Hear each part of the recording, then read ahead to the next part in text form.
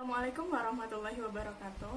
Halo teman-teman, perkenalkan nama saya Lamida Sari dari D3 Teknologi Laboratorium Medis Politeknik Kesehatan Banjarmasin. Di sini saya akan menyampaikan materi anatomi fisiologi mengenai sistem muskuloskeletal. Simak penjelasan berikut ya.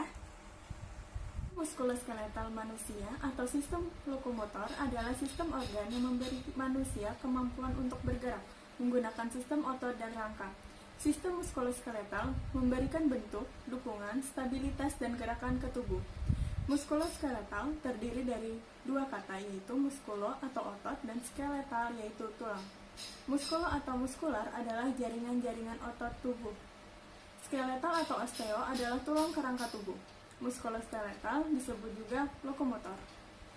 Pertama, kita akan membahas mengenai tulang.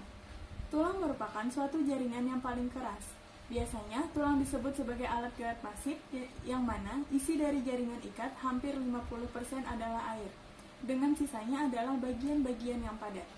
Struktur dari tulang ini diselimuti oleh membran periosteum yang berfungsi untuk memberikan nutrisi pada tubuh. Tulang muda dengan tulang dewasa sedikit memiliki perbedaan. Berikut merupakan struktur untuk tulang dewasa terdiri atas yang pertama ada substantia compacta. Sebagai jaringan ikat, substansia compacta terletaknya pada lapisan terluarnya, yaitu pada bagian tulang yang keras serta padat. Yang kedua ada substantia spongiosa, yaitu jenis struktur pada tulang dewasa ini untuk menahan berat serta tekanan yang ada pada tubuh manusia. Bentuknya trabekular yang letaknya pada bagian dalam tulang. Yang ketiga ada cavitas medullaris. Jenis ini memiliki isi berupa model oesum, yang mana jenis ini juga sebagai pembentuk darah. Sedangkan faktor-faktor yang mempengaruhi pembentukan tulang dan reabsorpsi tulang yaitu yang pertama ada vitamin D, parotoid dan kalsitonin, dan yang terakhir ada peredaran darah. Selanjutnya, kartilago atau tulang rawan. Jenis tulang rawan yang terdiri dari semua serat yang melekat pada gelatin dan melekat dengan sangat kuat tetapi dapat sangat mudah atau fleksibel dalam melakukan gerakan dan juga tidak bervaskuler. Nutrisi yang berada di tulang rawan ini melalui proses yang disebut dengan proses difusi gel perekat yang akan sampai ke kartilago. Bisa dilihat pada perikodium atau yang sering disebut dengan serabut yang akan membentuk kartilago dengan cara melalui cairan sinovial. Jumlah yang berada di serabut kolagen yang ada di kartilago akan menentukan bentuk fibros, hialin, elastisitas, dan fibros atau fibrokartilago. Berikut adalah tulang rawan yang memiliki banyak serabut dan juga memiliki kekuatan untuk meregang. Fibrus kartilago yang dapat menyusun invertebralitas artikular atau hialannya. Kartilago sebagai berikut. Yang pertama, ciri-cirinya yaitu halus, putih, mengkilap, dan kenyal. Tulang rawan dibagi oleh beberapa tulang, yaitu yang pertama tulang rawan elastis. Tulang rawan elastis adalah jenis yang ditemukan pada telinga, epiglotis atau pintu masuk tenggorokan, hidung, dan trakea. Tulang rawan jenis ini dapat memberikan kekuatan dan kelenturan untuk organ maupun struktur tubuh, seperti pada telinga bagian luar. Yang kedua, tulang rawan fibrosa. Pada tubuh, tulang ini terletak pada cikungan kecil yang disebut dengan menisci serta pada diskus atau cakram yang terletak di antara tulang belakang. Tulang rawan jenis inilah yang berfungsi sebagai bantalan pada sendi dan mengurangi gesekan antar tulang yang bisa menimbulkan nyeri. Yang ketiga ada tulang rawan hialin. Tulang rawan hialin adalah jenis tulang rawan yang paling banyak terdapat pada tubuh dan dapat ditemukan di laring hidung, tulang rusuk, serta trakea. Lembaran tipis tulang rawan juga ada di permukaan tulang dan berperan sebagai bantalan. Tulang rawan hialin dapat juga disebut sebagai tulang rawan antikular dibanding dengan dua jenis tulang rawan lainnya. Jenis ini dinilai sebagai tulang rawan yang paling lemah. Selanjutnya, tendon. Tendon yaitu jaringan penghubung yang menghubungkan antara serabut fibros dengan apeosteum, yang mana tendon ini memiliki ciri sebagai jaringan fibrus yang padat yang merupakan ujung dari otot yang panjang yang menempel pada tulang. Jaringan ini menyelubungi tendon terutama pada bagian peregangan kaki serta tumit. Fungsi dari tendon itu sendiri yaitu sebagai penghubung yang menghubungkan jaringan satu dengan jaringan lainnya yang menjamin pergerakan yang mudah dilakukan oleh tubuh. Organ berikutnya yaitu fascia, jaringan permukaan yang letaknya di bawah kulit dengan ciri-ciri jaringan penyambung berbentuk longgar. Jaringan ini juga disebut sebagai jaringan pembungkus tebal karena jaringan ini digunakan sebagai pembungkus beberapa macam jaringan, seperti otot, saraf, dan pembuluh darah.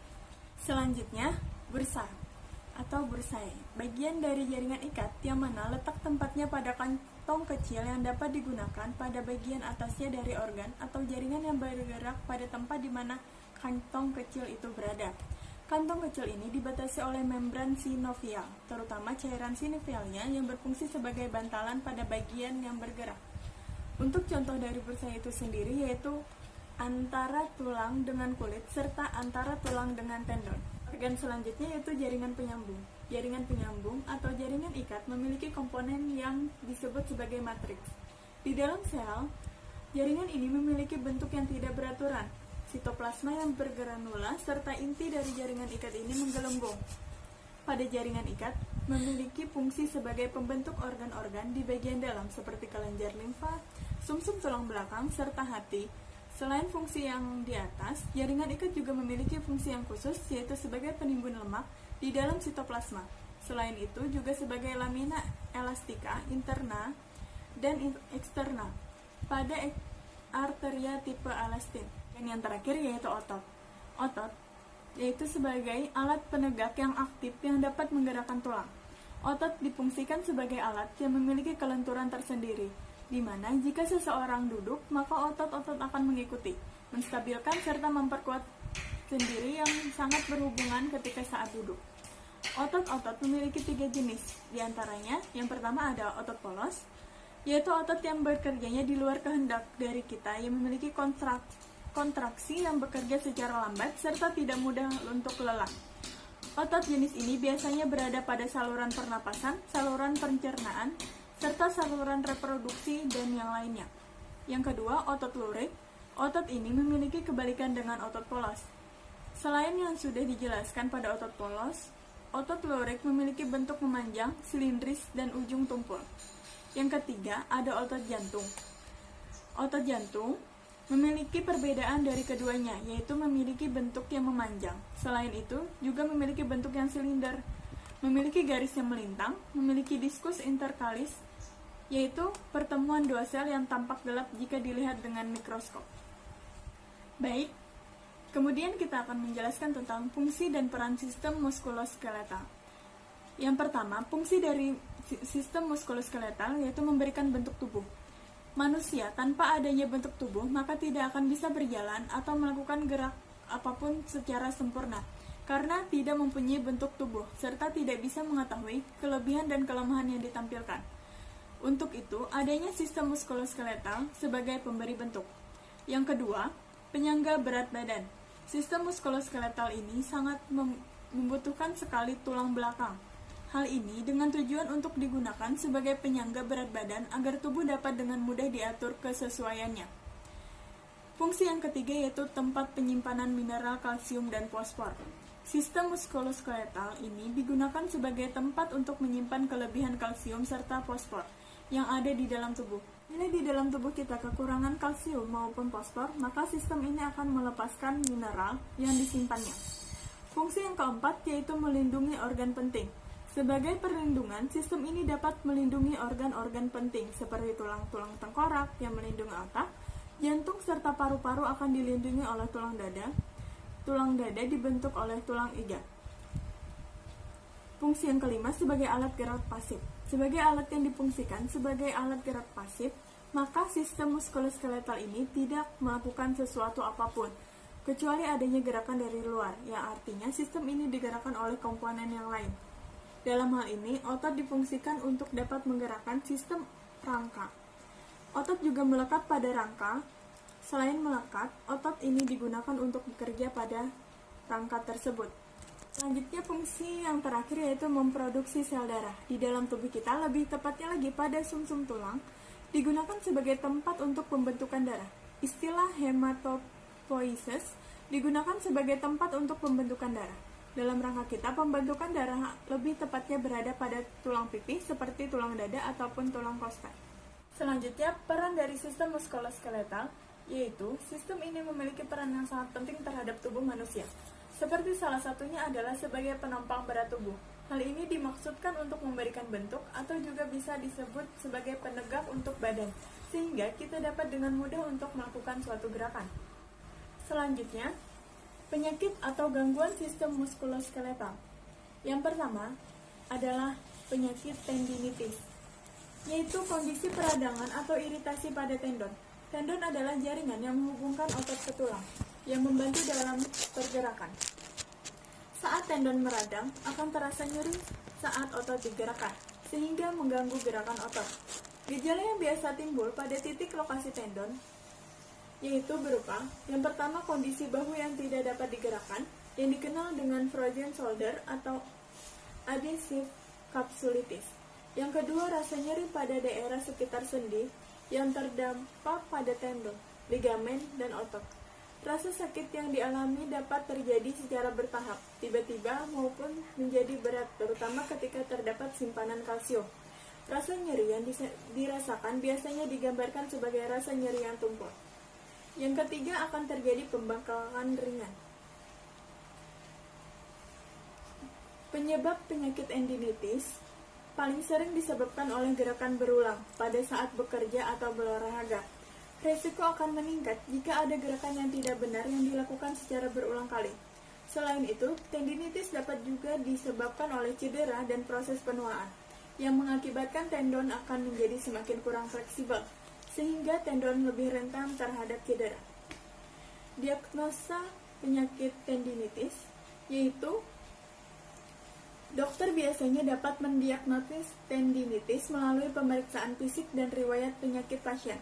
Dokter akan melakukan pemeriksaan dengan sinar X atau foto ronsen maupun pencitraan lain untuk mendukung diagnosis dan mengeliminasi kemungkinan lain dari tanda dan gejala yang muncul.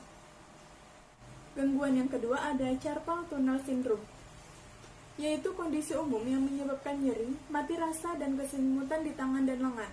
Kondisi ini terjadi ketika salah satu saraf utama ke tangan, saraf median, tertekan atau dikompresi saat bergerak melalui pergelangan tangan. Gejala carpal tunnel syndrome yaitu yang pertama mati rasa, kesemutan, rasa terbakar, dan nyeri terutama di ibu jari dan telunjuk, jari tengah, dan jari manis. Yang kedua, sensasi seperti guncangan sesekali yang menyebarkan ke ibu jari dan telunjuk, jari tengah, dan jari manis. Nyeri atau kesemutan yang mungkin menjalar ke lengan maupun menuju bahu. Selanjutnya, kelemahan dan kecanggungan di tangan. Ini mungkin membuat kita sulit melakukan gerakan halus seperti mengancingkan pakaian. Gejala yang terakhir yaitu menjatuhkan barang karena kelemahan, mati rasa, atau hilangnya proprioception, kesadaran akan posisi tangan Anda di ruang. Faktor risiko lain untuk sindrom ini yaitu keturunan, penggunaan tangan berulang-ulang, posisi tangan dan pergelangan tangan, kehamilan, dan kondisi kesehatan. Diagnosis dan tes carpal tunnel syndrome ini yang pertama ada tes pencitraan. Pemeriksaan sinar X, ultrasound atau MRI dapat memungkinkan dokter memeriksa tulang dan jaringan Anda. Yang kedua ada elektromiogram. Dokter akan memasang elektroda tipis ke dalam otot untuk mengukur aktivitas listriknya. Dan yang ketiga ada studi konduksi saraf. Dokter akan menempelkan elektroda ke kulit untuk mengukur sinyal di saraf tangan dan lengan. Sedangkan gangguan yang ketiga yaitu osteoartritis. Osteoartritis adalah bentuk radang sendi yang paling umum, mempengaruhi jutaan orang di seluruh dunia. Ini terjadi ketika tulang rawan pelindung yang menjadi bantalan ujung tulang kita melemah seiring waktu. Gejala osteoartritis sering berkembang perlahan dan memburuk seiring waktu. Tanda dan gejalanya meliputi yang pertama ada rasa sakit.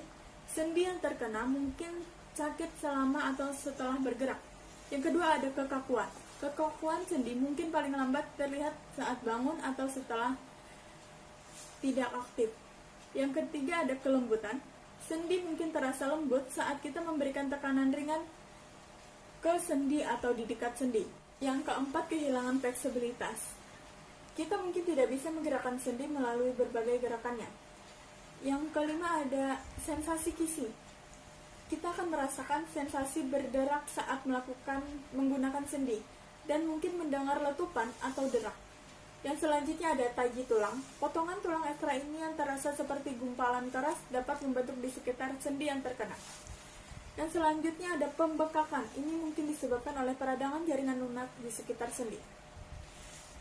Osteoartritis terjadi ketika tulang rawan yang menjadi bantalan ujung tulang di persendian secara bertahap memburuk. Tulang rawan adalah jaringan yang keras dan licin yang memungkinkan gerakan sendi yang hampir tanpa gesekan. Akhirnya, jika tulang rawan benar-benar rusak, tulang akan bergesekan dengan tulang lain.